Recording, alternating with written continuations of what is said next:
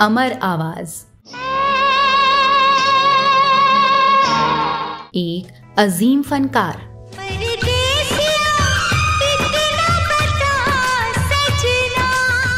जिसे सदियों तक याद रखा जाएगा। गीत संगीत की दुनिया का वो बेनजीर नाम जिसे पीढ़ियां कभी भुला नहीं पाएंगी।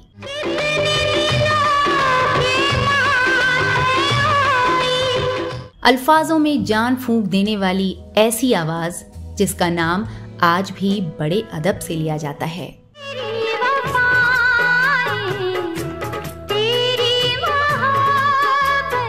वो इकलौती हैं जो अपनी ही शर्तों से जीती भी और अपनी ही शर्तों से हारी भी।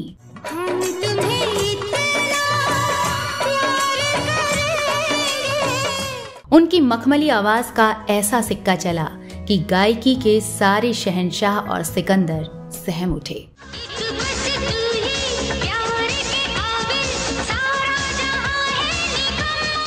उनके फनकार से गायकी के बादशाहों के मजबूत किले दरकने लगे थे।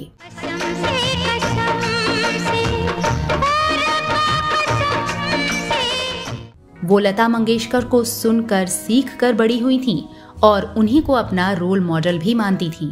तुम मुझे भुला ना पाओगे। फिर एक वक्त ऐसा भी आया जब अपने गायकी के हुनर से वो लता दीदी के लिए ही बन गई सबसे बड़ी चुनौती।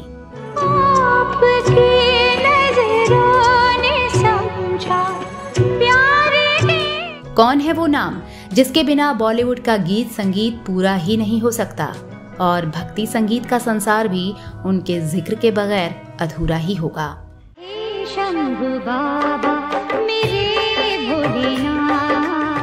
उन्होंने अपनी गायकी से संगीत की दुनिया रोशन की और एक वक्त ऐसा भी आया जब ये सितारा गुमनामी के अंधेरे में टिमटिमाने लगा। जाते जाते मुझे इल्जाम तो दे। एक दौर में उनके गानों को सुनकर न जाने कितने ही जवां दिल बेजार भी हुए और गुलजार भी।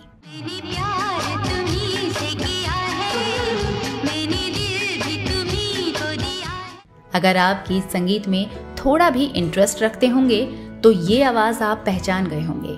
अगर नहीं तो ज्यादा जोर मत दीजिए, मैं आपको बता देती हूँ उस फनकार का नाम जिसे दुनिया जानती है अनुराधा पौडवाल के नाम से। बहुत प्यार करते हैं तुमको सनम। एक ऐसी बेमिसाल सिंगर जिसने कभी कामयाबी की बुलंदी देखी तो कभी निजी रिश्तों को खोने का बेशुमार दर्द झेला।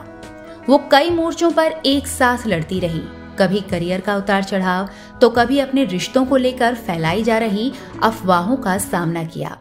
तुम्हें यूं ही चाहेंगे, तुम्हें यूं ही चाहेंगे। प्रोफेशनल फ्रंट पर उन्होंने जितनी कामयाबी देखी, उनकी निजी जिंदगी उतने ही ज्यादा रहस्य, दर्द और साजिशों से घिरी रही।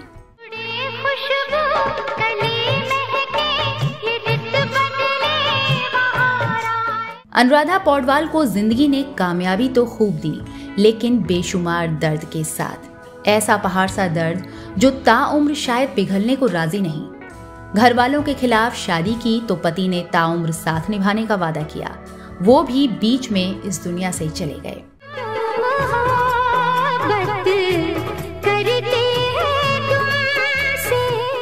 जिस बेटे को 9 महीने तक गर्भ में पाला वो पैदा होने के 1 महीने बाद ही छोड़कर चला गया। पति और मासूम बच्चे की मौत के बाद जिस गुलशन कुमार ने अनुराधा को सहारा दिया, कुदरत और किस्मत ने उन्हें भी छीन लिया। वक्त का सितम यही नहीं रुका।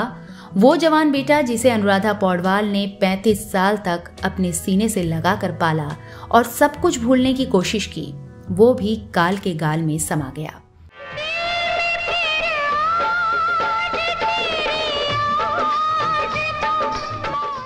इतने सदमे और हादसे झेलने के बाद आखिर कौन अपना वजूद बचा पाता है, लेकिन वो अनुराधा ही थी जिसके हौसले ने उन्हें ऊंचा मुकाम दिया। वो आगे बढ़ती रहीं और हर हालात के लिए खुद को तैयार किया। अनुराधा पौडवाल को लेकर कई तरह के भ्रम और झूठ फैलाए जाते हैं। कोई कहता है कि धार्मिक आस्था के चलते उन्होंने फिल्मी गाने छोड़कर भक्ति गीत गाने शुरू कर दिए, जबकि कुछ लोग दावा करते हैं कि टी सीरीज के साथ उलझे हुए एक कॉन्ट्रैक्ट की वजह से उनका करियर तबाह हो गया। वहीं कुछ लोग तो यहाँ तक कहते हैं कि लता मंगेशकर और आशा भोसले ने उनके लिए इंडस्ट्री के दरवाजे बंद करा दिए थे।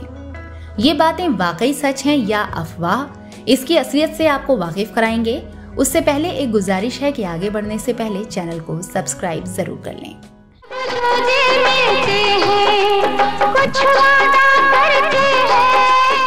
कुछ बातों को सुनकर ताज्जुब होता है, हैरानी होती है। क्या आप यकीन करेंगे, अनुराधा पौडवाल चाहती थीं कि उन्हें एक ऐसे सिंगर के तौर पर याद रखा जाए जिसने अपने करियर के पीक पर जाकर फिल्मों के लिए गाना छोड़ दिया। आखिर वो ऐसा क्यों चाहती थीं? आपको आगे बताएंगे विस्तार से, लेकिन सबसे पहले जान लेते हैं अनुराधा पौडवाल के सिंगर बनने तक के सफर के बारे में। जीना पाएंगे हम तो सनम। अनुराधा पौडवाल का जन्म 27 अक्टूबर 1954 को कर्नाटक के उत्तर कन्नड़ जिले के करवार में एक कोंकणी परिवार में हुआ था। इनके बचपन का नाम अलका नादकर्णी था। जन्म के बाद इनका परिवार बॉम्बे आ गया था। उनकी पढ़ाई जेवियर्स कॉलेज से हुई, जहां वो कल्चरल प्रोग्राम्स में पार्टिसिपेट किया करती थी। बचपन में अनुराधा पौडवाल रेडियो पर गाने सुना करती थी। यहाँ से उनके मन में सिंगर बनने की ख्वाहिश पैदा हुई। अनुराधा के पिता नहीं चाहते थे कि वो सिंगर बने, क्योंकि वो नाच गाने के पेशे को अच्छी नजर से नहीं देखते थे। अनुराधा ने कभी भी पेशेवर तौर पर रेगुलर संगीत की कोई ट्रेनिंग नहीं ली। एक इंटरव्यू में उन्होंने बताया था कि मैंने कई गुरुओं के सानिध्य में संगीत सीखा, मगर लता जी की आवाज मेरे लिए एक प्रेरणा स्रोत थी।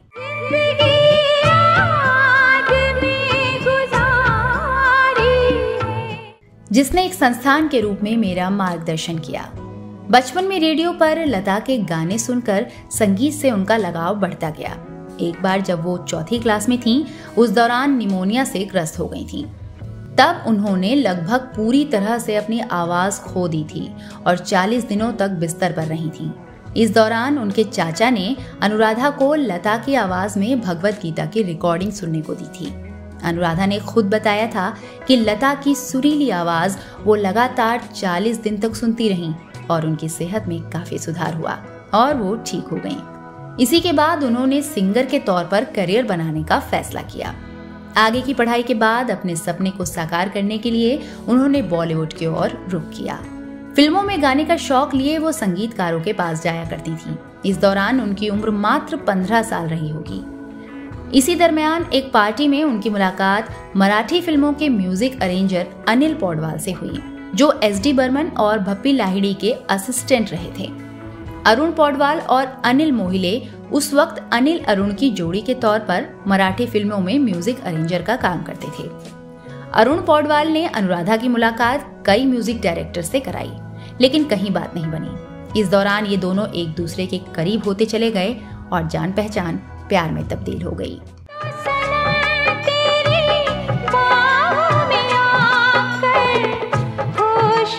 करियर का संघर्ष जारी था, लेकिन इसी दौरान दोनों ने शादी करने का फैसला ले लिया। उस वक्त अनुराधा पौडवाल की उम्र महज 17 साल थी, जबकि अरुण 27 साल के करीब थे। अरुण के घर वाले तो तैयार हो गए, लेकिन अनुराधा के पिता राजी नहीं थे। कारण एक तो अरुण का म्यूजिक इंडस्ट्री से होना, दूसरा दोनों की उम्र में 10 साल का फासला। बहरहाल पिता की मर्जी के खिलाफ अनुराधा ने अरुण से शादी कर ली और अलका नादकर्णी से बन गई अनुराधा पौडवाल।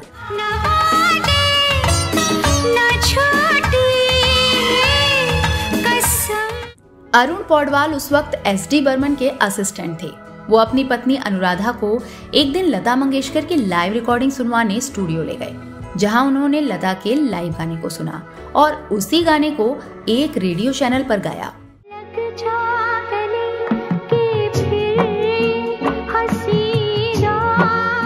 इस गाने से अनुराधा चर्चा में आ गईं। लक्ष्मीकांत प्यारेलाल ने तो रेडियो चैनल में फोन करके पूछा भी कि ये आवाज किसकी है। इसके साथ ही वो कई और म्यूजिक डायरेक्टर्स की नजर में आ गईं। अनुराधा पौडवाल के पति ने उनकी मुलाकात जाने माने म्यूजिक डायरेक्टर हृदयनाथ मंगेशकर से कराई, जो लता मंगेशकर के भाई थे। लता के मुताबिक हृदय नाथ ने ही अनुराधा पौडवाल को सबसे पहले मराठी फिल्म में गाने का मौका दिया था, लेकिन उन्हें पहचान मिली 1973 में आई फिल्म अभिमान से, जिसके म्यूजिक डायरेक्टर SD बर्मन थे। अमिताभ बच्चन और जया भादुड़ी के किरदार वाली इस फिल्म में पौडवाल को एक संस्कृत का श्लोक गाने का मौका मिला, जिससे अमिताभ बच्चन काफी प्रभावित हुए।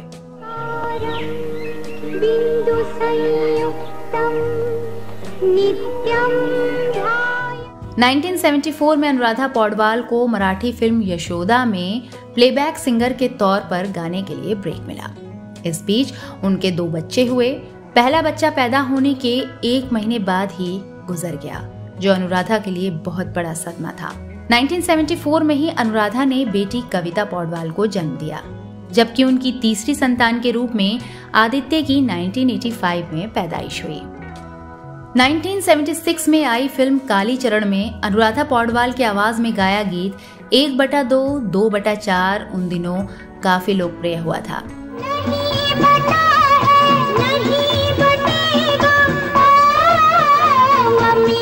इस बीच अनुराधा ने आप बीती, उधार का सिंदूर, आदमी सड़क का, मैंने जीना सीख लिया जाने मन और दूरियां जैसी B और C ग्रेड वाली फिल्मों में गाने गाए, लेकिन इन फिल्मों से उन्हें कोई खास फायदा नहीं पहुंचा। करीब 7 साल तक माया नगरी में अनुराधा पौडवाल का संघर्ष जारी रहा। इसके बाद 1980 में सुभाष घई की फिल्म आई हीरो। इसमें जैकी श्रॉफ और मीनाक्षी शेषाद्री लीड रोल में थे, जबकि इसके संगीत निर्देशक थे लक्ष्मीकांत प्यारेलाल।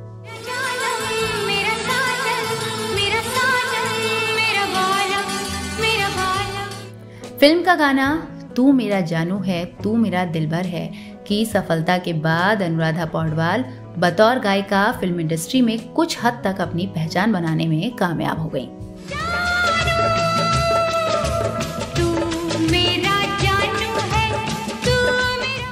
इसके बाद 1986 में आई फिल्म उत्सव बतौर गायिका अनुराधा पौडवाल के कैरियर की अहम फिल्म साबित हुई। शशि कपूर के बैनर तले बनी इस फिल्म में अनुराधा पौडवाल ने मेरे मन बजा मृदंग गाना बहुत ही खूबसूरती से गाया था, जिसके लिए उन्हें बेस्ट सिंगर का फिल्म फेयर अवार्ड मिला।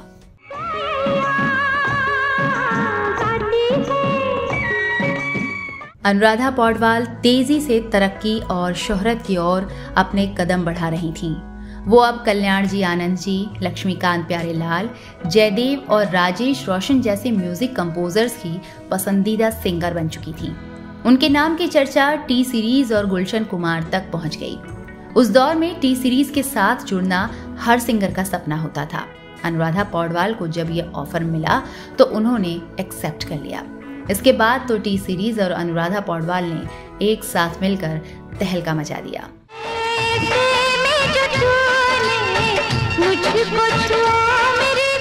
कभी देश की सबसे बड़ी म्यूजिक कंपनी बनाने में कामयाब रहे टी सीरीज के संस्थापक गुलशन कुमार ने 80 के दशक के आखिर में एक प्रयोग किया था। वो पहले गानों के एल्बम निकालते थे और गाने हिट हो जाने पर उन्हें एक कहानी में पिरोकर VHS फिल्म बना देते थे।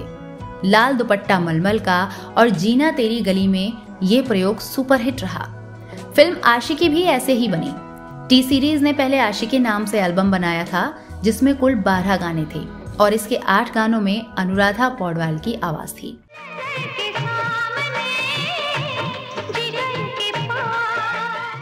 एल्बम मार्केट में आया तो इसने धूम मचा दी।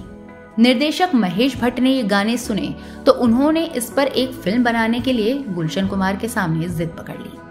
फिल्म बनने के बाद 1990 में रिलीज हुई। सिनेमा घरों में आते ही सारे रिकॉर्ड एक तरफ और आशिकी के बनाए रिकॉर्ड एक तरफ। एक वक्त ऐसा भी आया कि इन कैसेट्स की बिक्री की तादाद 2 करोड़ से ऊपर निकल गई।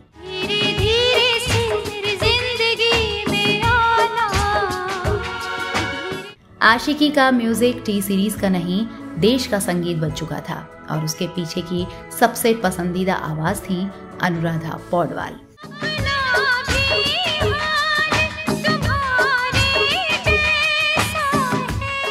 फिल्म की कामयाबी से कईयों का सितारा बुलंद हुआ। इसके हीरो राहुल रॉय, संगीतकार नदीम श्रवण और गायक कुमार शानू को खूब शोहरत मिली। जबकि अनुराधा पौडवाल ने तो अपनी आवाज के जादू से बड़े बड़े सिंगर्स की नींद उड़ा दी थी। आशिकी का गाना सांसों की जरूरत हो जैसे, नजर के सामने जिगर के पास, अब तेरे बिन जी लेंगे हम, धीरे धीरे से मेरी जिंदगी में आना और मैं दुनिया भुला दूंगा तेरी चाहत में की पॉपुलैरिटी ने कई रिकॉर्ड्स ब्रेक कर दिए। जाने जिगर जाने मन, मुझको है तेरी कसम। दूसरे तौर पर कहा जाए तो अनुराधा पौडवाल की आवाज ने फिल्म को सुपरहिट बनाने में अहम भूमिका निभाई। इस फिल्म के गाने नजर के सामने जिगर के पास के लिए अनुराधा पौडवाल को सर्वश्रेष्ठ गायिका का फिल्म फेयर पुरस्कार दिया गया।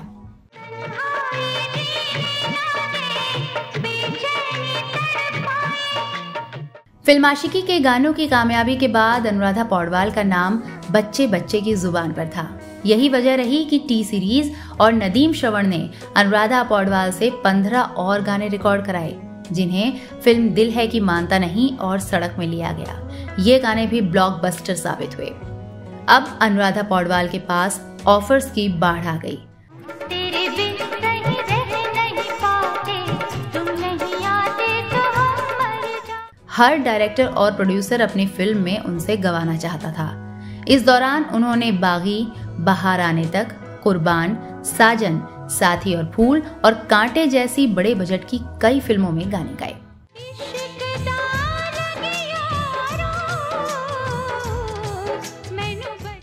बेस्ट फीमेल सिंगर का दूसरा नाम बन गई थी अनुराधा पौडवाल।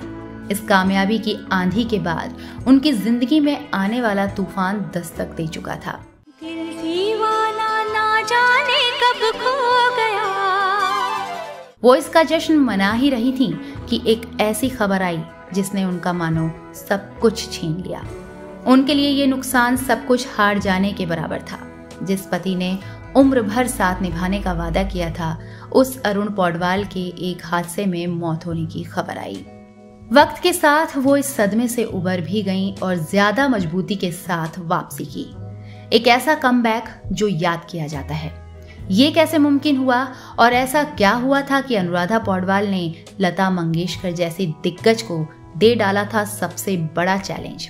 तेरी नज़र का ऐसा है आलम। क्या वाकई लता और आशा से पंगा लेना अनुराधा पौडवाल को भारी पड़ा या टी सीरीज के साथ कॉन्ट्रैक्ट की वजह से खत्म हो गया उनका कैरियर? आपको बताएंगे पौडवाल और गुलशन कुमार के प्रेम कहानी का सच और माधुरी दीक्षित को अनुराधा ने कैसे बना दिया धक धक गर्ल। आखिर क्यों एक किसान ने अनुराधा पौडवाल के लिए बेच दिया अपना 15 बीघा खेत। साथ ही अगले एपिसोड में जानेंगे कि केरल की एक महिला पौडवाल की बेटी होने का दावा करते हुए क्यों चली गई कोर्ट। साथ ही आपको ये भी बताएंगे कि आखिर क्यों अलका याग्निक ने अनुराधा पौडवाल को गिरी हुई कहकर खड़ा कर दिया था विवाद। वीडियो बड़ा और बोरिंग ना हो, इसलिए हमने इसे 2 पार्ट में बनाया है। हम आपसे उम्मीद भी करते हैं और गुजारिश भी कि अगला एपिसोड देखकर आप अपनी प्रतिक्रिया जरूर दें और चैनल को सब्सक्राइब करें। नमस्कार।